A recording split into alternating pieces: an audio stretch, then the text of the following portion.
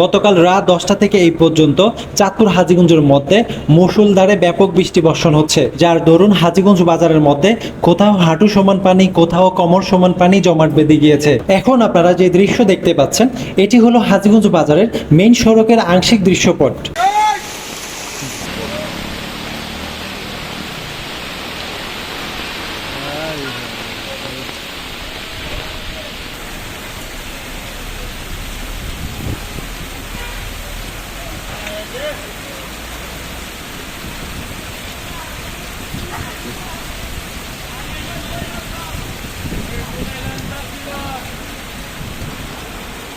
বাজার বাসতেছে না।